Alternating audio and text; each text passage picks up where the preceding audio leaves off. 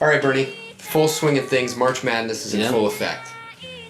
We're going to get right down to the nitty-gritty. We're going to give our predictions from the Elite Eight down to the eventual champion. We're going to skip the round of 64 and through the Sweet 16. So we're going to start up in the West, or the South, excuse me. Who do you have as your two teams in the Elite Eight? So on the South, I got Arizona and Miami. I think those two teams can definitely make a push and an impact to go to the Elite Eight in the South. I like it. I actually was very tempted to go with Arizona over Virginia, but I picked Virginia. Okay. I think Virginia is just, their defense is too good. Yeah. But I also have Miami. Surprised we both agreed on that one. I think Lonnie Walker is legit. I think he's a good player. I like him. I think he's really good. We'll come back, Final Four in a little bit. We'll tell you who we think is going to win. We're going to go down to the West now. Who do you got in your... So there I have Xavier in Michigan. So okay. I think Xavier, the number one team, they're a seasoned team, and Michigan, you can't ever count on Michigan in the tournament. They played really good in that Big Ten tournament. Yeah. I have two different teams. I have Ohio State. Ohio State, okay. Which I actually really don't like Ohio State, but I actually think they have some really solid players. They have a guy, and this is a side topic, I've talked about him before, Keita Bates-Diop. All right? Keita Bates-Diop. I'm telling you, this man is going to fall down to where the Spurs are going to draft this guy, and he's going to be a legit superstar. I'm telling you, he's one of those guys. I think he's very good. Then, UNC. I have UNC making it to the Elite Eight as well. UNC, okay. Let's move up to the East, Bernie. Who you got? So for the East, I got Villanova and Purdue. Villanova and Purdue. It's 1 and 2. 1 and 2. I get a little crazy here. I got Alabama, the 9 seed, making it to the Elite Eight. I have them taking out Villanova, and then I have Purdue as well.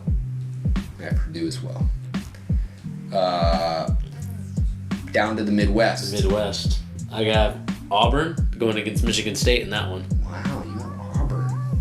I got Kansas and Michigan State. Michigan State. The only reason why I didn't pick Kansas is I'm a little skeptical of them.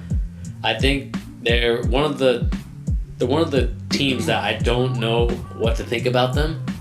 And this tournament, just in general, is just I have no idea what to expect from this tournament because there has not been a clear consensus number one team in the country, so there's no one to really latch on to. So I'm very curious to see how this tournament plays out, and I think there's going to be a lot of parity in this tournament. I agree. I think Kansas is one of those teams, like Devontae Graham is incredible, but any given night they can be terrible. Yeah. But then most nights they're legit, like obviously a 1 seed team. So if they're on fire, they could make it far. Let's go back up. Let's go to our Final Four. I picked Virginia to come out of the South. Virginia, okay. Who'd you have? Out of the South. You had Miami and somebody else. Arizona. So I'm going with Arizona coming out. Arizona in the Final Four. I like it.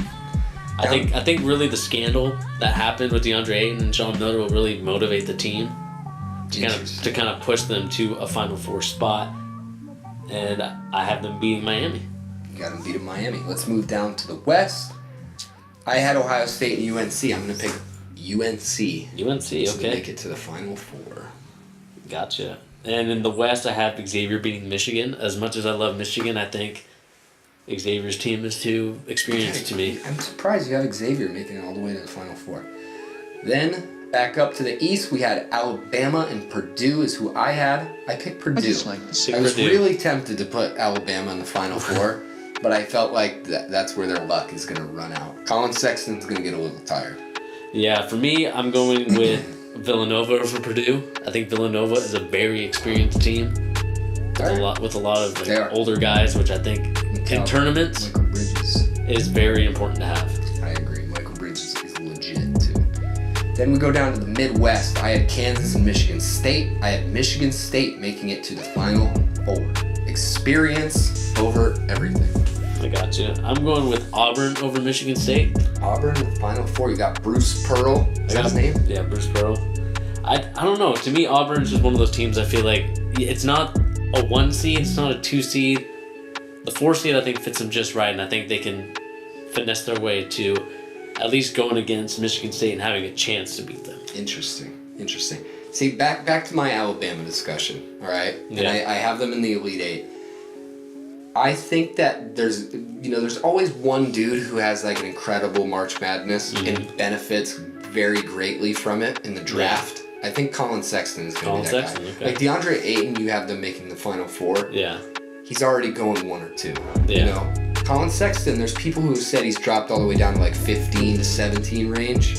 He's much better than that by my estimation. I think he's going to have a legit March Madness, and he's going to go in the top 10.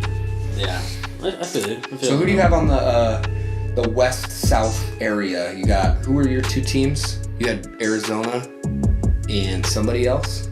So Arizona going against Xavier. Who'd you pick between those 2? Between those 2? To make the national championship game. I got Arizona going. Got Arizona in the championship game. Arizona in the championship game. That's interesting. So I had University of Virginia and I had UNC. Okay. I picked UNC to make it to the championship game. Yeah, I could see it. I mean, they made it last year, so. See, my bracket, and you're going to learn in a second, experience coaching-wise trumps everything. Okay. So then we go to the other side of the bracket. I had Purdue and Michigan State. Experience, as I said. Mr. Tom Izzo is going to take Michigan State to the championship game again. Okay. I feel you on that one. Where I'm going, though, is I'm going Villanova over Auburn, and the same reason why you did. Experience I like it. over everything, and I think Villanova is going to make the championship game. So you had Arizona versus Villanova in your championship game. Yeah. Who's your winner? What's the score? I didn't come up with the score, but I'm going with Villanova winning the game. Villanova. I think this is where DeAndre Ayton's championship aspiration stops. Didn't they win last year? I can't remember. Villanova win last year too? Yeah, they did. You're picking a repeat winner? I'm picking a repeat winner. I believe in this Villanova team. Like you said, Michael Bridges, great player. I think this team has enough experience, enough poise to get them to the championship game and eventually beat a very young Arizona team that I feel like could get in some foul trouble early. Okay. At least that's how I'm predicting it in my head. I feel like Arizona could get in foul trouble where Ayton probably has 2 or 3 and he has to sit out a little bit of the first half. Yeah, that would be trouble. That'd be major trouble for Arizona. So I had UNC Michigan State in the championship game. Okay. I picked Michigan State to win it. Michigan State, I think that not only the experience of their coach, Mr. Tom Izzo, but I think Miles Bridges has kind of turned it up as of late. Okay. And I think his year of freshman experience is going to benefit him very greatly. And I think they're going to come out with they're going to be cutting them nets down. Cutting the nets down, okay. I picked the score 73-69. It's going to be a close game. That's going to be very close. Let us know what you guys think in the comments down below, what your guys' Final Four team is, and who's going to win the championship. But right now, we're just going to quickly go over some surprises and some upsets. Some upsets. Let's do it. My number 1 upset, and this is going to be a crazy one, I've got...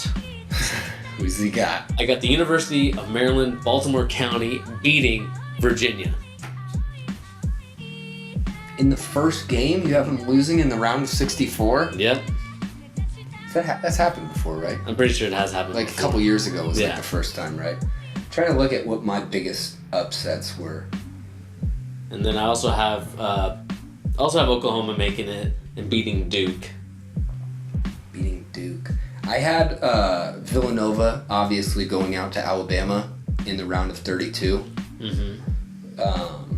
What else did I have upset-wise? I didn't get too crazy with my upsets this year. I usually like to do that. I did have my boys at Syracuse beating TCU. I got to go with them. I got to pick at least one game. Well, that would technically be 2 games because they have to play in anyway. So I have them winning 2 games. They're going to lose to Michigan State, my eventual champions. They only lost to a champion, so can't take that away from them. I don't really have a lot of upsets, though. I do have Oklahoma winning their first game, going against Duke in the round of 32. Mm-hmm. Trae Young is gonna do his damnedest, but I think they just can't keep up with Duke.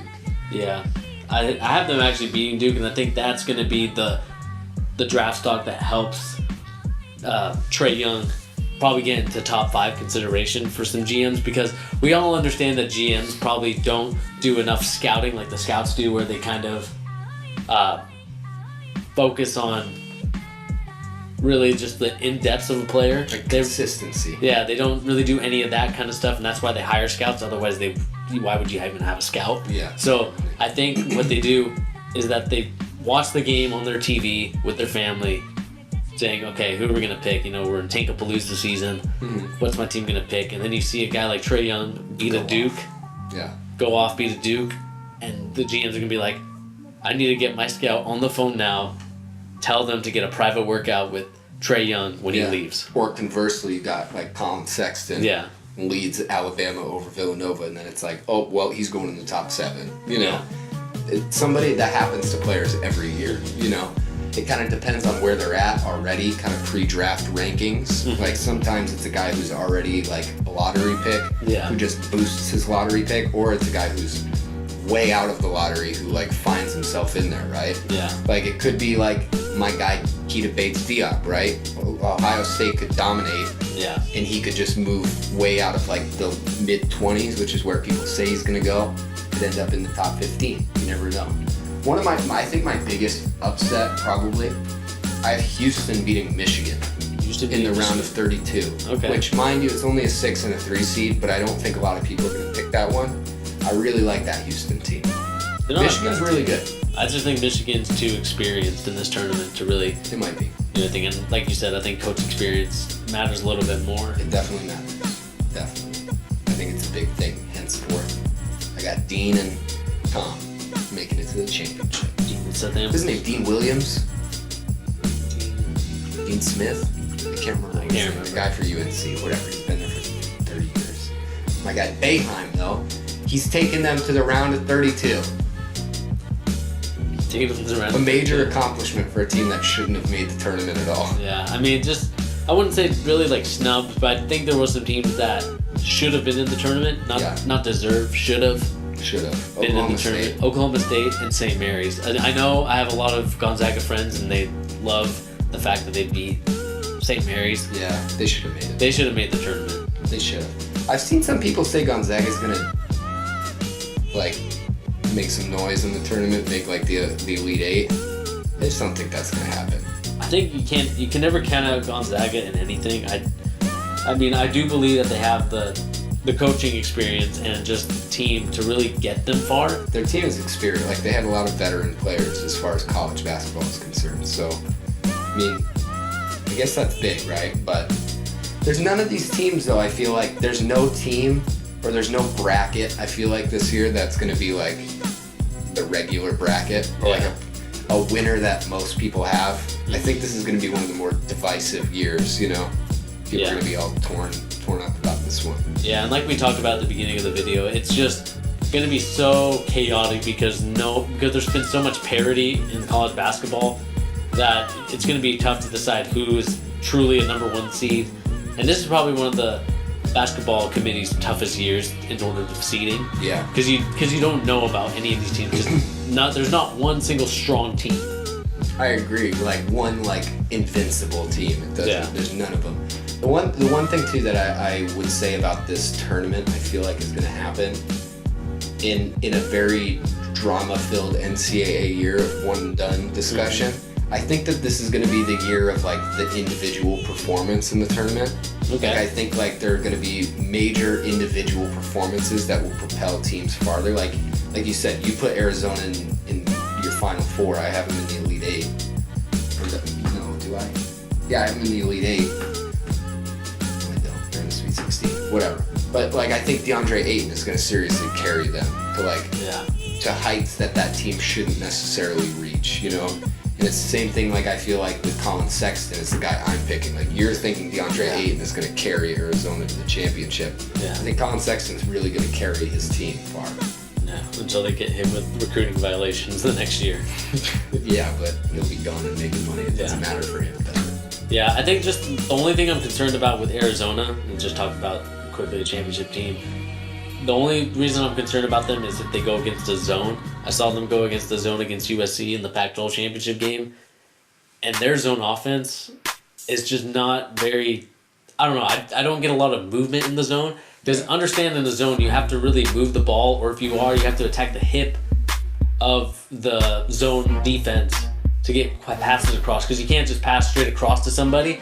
So you really want to make sure that you really attack it, but not attack around the zone, not into the zone. So that's the only problem I have with Arizona, is I'm worried if they go against a team that plays zone, could be some trouble.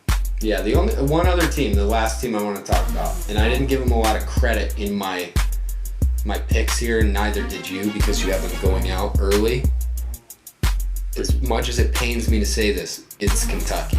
Because they have the talent to be good. Yeah. You know, they won out in the NCAA, the SEC tournament, won the SEC championship, which isn't that crazy. They beat a good Tennessee team in the championship game. Mm-hmm. If that team does manage to get past Arizona, I think they have talent to do something in the tournament. That's one of the teams that I felt it was hard for me to pick against them. Yeah. Based on coaching experience. Mm-hmm. But I don't think they're going to beat Arizona. My only problem with Kentucky is that they just complained a lot, especially at this time, because when I was hearing the interview, Calipari said like he didn't even know where Idaho was, because that's where they're going to be playing this game, their first game. And it's just like... It's a bitch move. Yeah, it's just complaining for no reason. It's just complaining just in case like you lose. You have an excuse as to why you lost, because you're going to be playing in an earlier time zone than what you're used to. They have one superstar in their team, though. They have Brad Calipari. Brad Calipari. He's going to carry him. The individual performances, that's what I'm talking about. Brad Calipari, 50-point game. Not happening. Just kidding. 52nd game. Anyway, guys, this has been our little NCAA March Madness predictions. Who do you think's going to win, like Bernie said? It's been your boy Pete. That's Bernie. I think that wraps it up for the Charge today.